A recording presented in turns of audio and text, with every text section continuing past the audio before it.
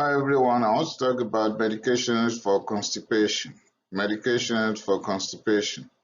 I personally don't like prescribing medication for constipation, but because sometimes when people try lifestyle modifications vis-a-vis exercise, diet control, and they can't still get out of it, or because they cannot exercise anymore because of their age or illness, then we have no alternative but to use medication. Also, the cause of constipation will determine how you go about it. So let's go. But before we go on, I will advise that you should please check my first presentation on constipation, because if you have that already checked out and you have that full details, then you will not have any problem grasping this at once. Thank you. If a pregnant woman is having constipation, which is very common because of the high level of progesterone and pressure effects of the uterus on the intestine, then Cylon is okay. That is vitamin C or milk of magnesia. They are fine in pregnancy.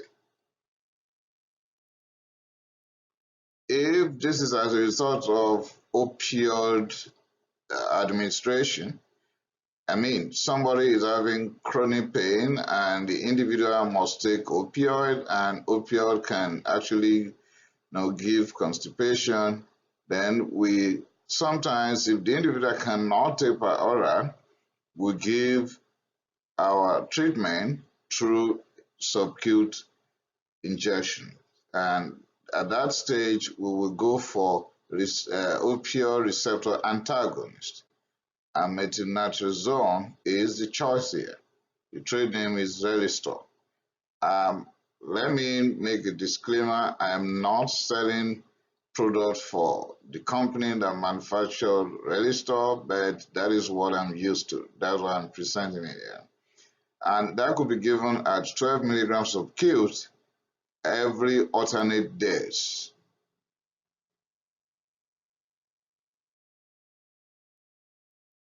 So not pregnant, not opioid-induced, okay, and not intestinal obstruction.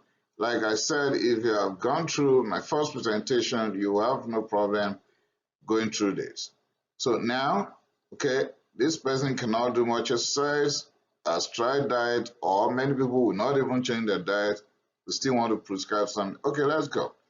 We can use both formula laxatives like vitamin C, methylcellulose, or with dextrin. We can also have another class entirely, like docusate sodium and docusate calcium. You can choose from that too. And if you want something that's going to work very fast, and also depends on some other situation, like someone with liver pathology that will need to mop up the ammonia, we'll go for lactulose. But let me start by talking about polyethylene glycol, PEG. Maybe you've heard that a lot of time. It's given about 17 grams per sachet once daily. There's a lot of trade names like Lax AD, Restorelax in 240 ml of juice. Lactulose is very common. Maybe you've had somebody who have been diagnosed with hepatic encephalopathy or liver cirrhosis or whatever. It's mopping up the ammonia. So it's not only that the individual is constipated, that is why we use it, but it's very good if anybody is having hepatic failure and is having constipation, then lactulose straight. Even without constipation, and the individual is having hepatic encephalopathy or liver failure, will still give lactulose, but we'll be careful not to tilt the individual into diarrhea. Sorbitol is another example of osmotic agent, and given at 25% of that, 120 ml once daily. Magnesium sulfate, magnesium hydroxide, and magnesium citrate or citromag are pretty good. All these osmotic agents work very fast. And magnesium will be beneficial if there's constipation and there's hypomagnesia.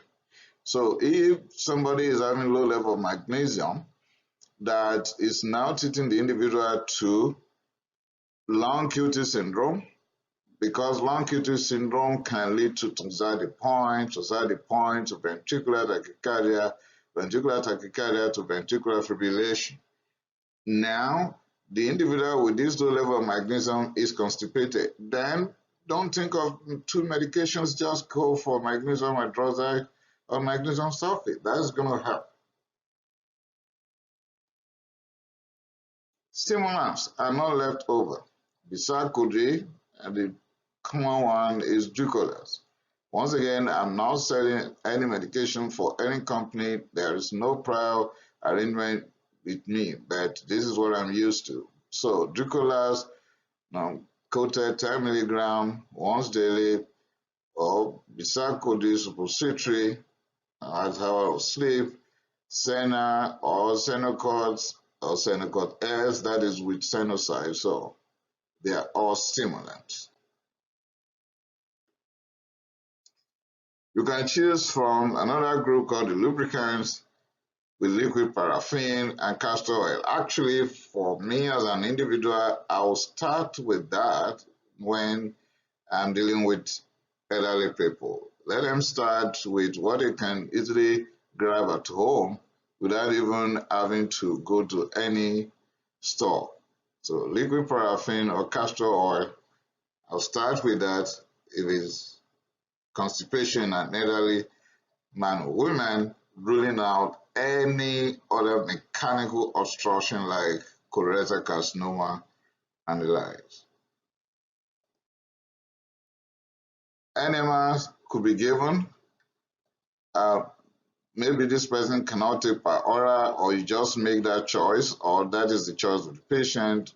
Osmotic agents like sodium citrate, trade name microlase or microenema or fleet enema can be used. Bowel lavage. Pergolide or polyethylene glycol with electrolyte could be used for bowel preparation, particularly those of you who had undergone surgery before that involved the bowel. You would have at a point be given this medication.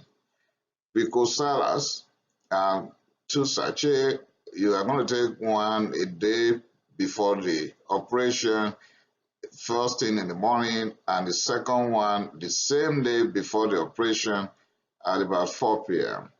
So a day before the operation, you're going to have 2 sachets, one in the morning, one in the evening time, preparing your bowel for the operation. And like I have made preparation before on aspiration pneumonia, where I talked about the possibility of gastric content being aspirated into the respiratory system, and talking about paralytic eye loss and the reason why they will not wheel you into the operating room if your abdomen is flat because of possibility of Mendelson syndrome. Now we are wiping off the content of the gastrointestinal tract, probably because of surgery or probably because of abdominal procedure. I mean, investigation like endoscopy, colonoscopy, proctosomnogroscopy, and the likes. Suppositories. So you don't want to give per oral, and this is not opioid induced that you give methylnitrazone. So you want to still help this elderly man or woman. You can give suppositories like glycerin suppository at hour of sleep, glucolase 10 mg suppository at hour of sleep, or Bisacodi suppository 10 mg at hour of sleep. Okay, you've tried all your best, you've selected from all those different classes and you're not winning, or you just know this is the diagnosis of irritable bowel syndrome. Okay, then you can come down to this level. Lubiprostone, that is an teaser, or linaclotide. There's another third one that you can use for irritable bowel syndrome. Actually, some people could even have 1, 2, 3 combined from the different classes that I've mentioned in just a few minutes.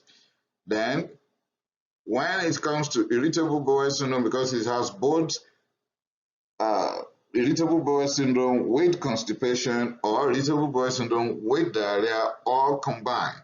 But when it is irritable bowel syndrome with constipation, we use one of these, lubiprostone or linaclotide.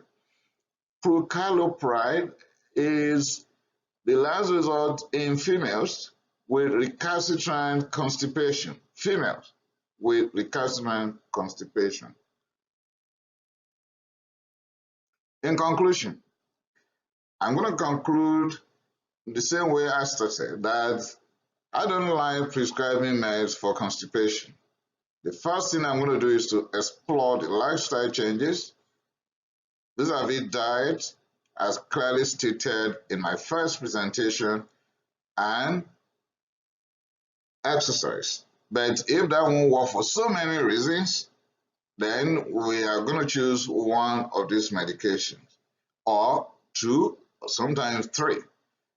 So if you are on any of these laxatives, please don't abuse it. Please don't abuse it. Thanks for listening to my presentation. Kindly subscribe so that you can get the publications immediately they are released. Thank you.